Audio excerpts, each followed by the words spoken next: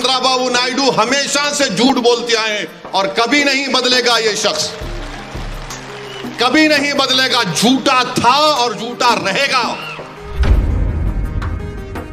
मैं देखा तुमको, तुम एनटी रामाराव को गिरा के तुम कुर्सी पे बैठ गए थे।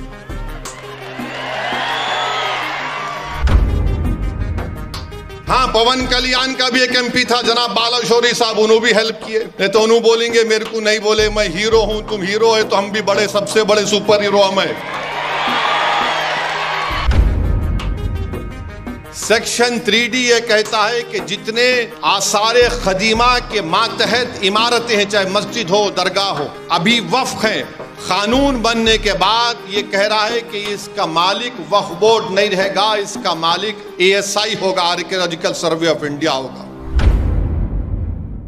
यहां पर हम इसलिए जमा हुए हैं क्योंकि नरेंद्र मोदी की हुकूमत ने चंद्राबाबू नायडू की तायीद से, चिराग पासवान की तायीद से, नीतीश कुमार की तायीद से, कुमारास्वामी के MPs की तायीद से और अजीत पवार के MP की तायीद से एक ऐसा काला कानून बनाया जो हमारे मुल्क के आइन के चैप्टर 3 के खिलाफ है। वो हमको हमारे मजहब पर चलने से रोकता है। आर्टिकल 14 का मसावात की मुखालिफत करता है। आर्टिकल 15 डिस्क्रिमिनेशन का जो आर्टिकल है उसकी खिलाफ वर्जी करता है। मजहबी आज़ादी आर्टिकल 25 है। आर्टिकल 26 है जो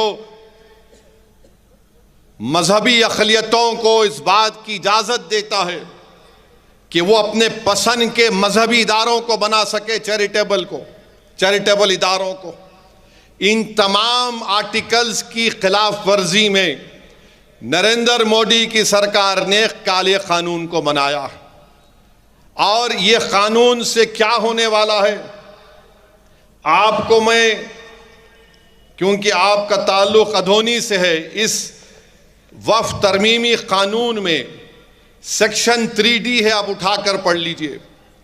सेक्शन 3D ये कहता है कि जितने आसारे खदीमा के मातहत इमारतें हैं, चाहे मस्जिद हो, दरगाह हो, अभी वक्फ हैं, कानून बनने के बाद ये कह रहा है कि इसका मालिक वक्फ बोर्ड नहीं रहेगा, इसका मालिक ASI होगा, आर्कियोलॉजिकल सर्वे ऑफ इंडिया होगा। आपकी अधूनी में कलीमुल्ला मस्जिद है, दादे की मसाल की मस्जिद है, एक कमान मस्जिद है, रंगीली मस्जिद है, मलिक रहमान दरगाह है।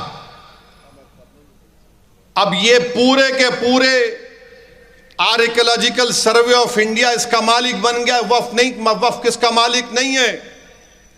ये नरेंद्र मोदी हुकूमत की झूठ, नहीं कुछ नहीं होगा जो इनके दुम छल्ले बोल रहे थे हमको, इनके चमचे, इनके जोकर बोल रहे थे। चंद्राबाबू नायडू हमेशा से झूठ बोलते आए हैं और कभी नहीं बदलेगा। ये शख्स कभी नहीं बदलेगा। झूठा था और झूठा रहेगा। नो नथिंग, कुछ नहीं होगा। ऐसा उंगली फिरा फिरा के बोलते हो उन्होंने, व्हाट आई से। तुम क्या बोल रहे हमको मालूम। मैं 10 साल MLA था, तुम 9 साल मुख्यमंत्री थे। मैं देखा तुमको, तुम एनटी रामाराव को गिरा के तुम कुर्सी पे बैठ गए थे। आप इन्हों हमारे को बोल रहे नहीं। आप ये बताओ, ये 4 मस्जिद, कलीमुल्ला मस्जिद, दादे की मसाल की मस्जिद, एक कमान मस्जिद, रंगीली मस्जिद, मलिक रेहान दरगाह, इस कानून के तहत अब इसका मालिक वक्फ बोर्ड नहीं है, इसका मालिक आसारे खदीमा बन चुका। अब बताइए आप कैसे खामोश बैठेंगे हम। चंद्राबाबू नायडू आज है कल चले जाएंगे, सबको जाना है ना इस दुनिया से, कोई नहीं रहेगा। मगर इनकी बात का कौन भरोसा करेगा। सेक्शन 3D बोलो, मैं TDP के लोगों से पूछ रहा हूं। हां, पवन कल्याण का भी एक MP था जनाब बालाशौरी साहब, उन्होंने भी हेल्प किए। नहीं तो उन्होंने बोलेंगे मेरे को नहीं बोले, मैं हीरो हूं, तुम हीरो है तो हम भी बड़े, सबसे बड़े सुपर हीरो हम है।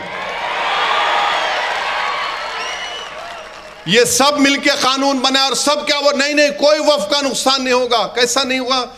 ये पांचों चीजें चले गई हमारे हाथ से। आज की तारीख में सुप्रीम कोर्ट का भी फैसला क्या आएगा नहीं मालूम हमको, मगर एएसआई सेक्शन 3D में इसका मालिक बन गया। और कल अगर एएसआई बोला कि कलीमुल्ला की मस्जिद में नमाज 2 टाइम की होंगी, दादे की मसाल की मस्जिद में खाली जुम्मे की नमाज हो सकती, कुछ नहीं कर सकते आप, क्योंकि एएसआई उसका मालिक बन चुका है। यह कानून बनाया गया है। दिल्ली में 180 जायदादें वक्फ की।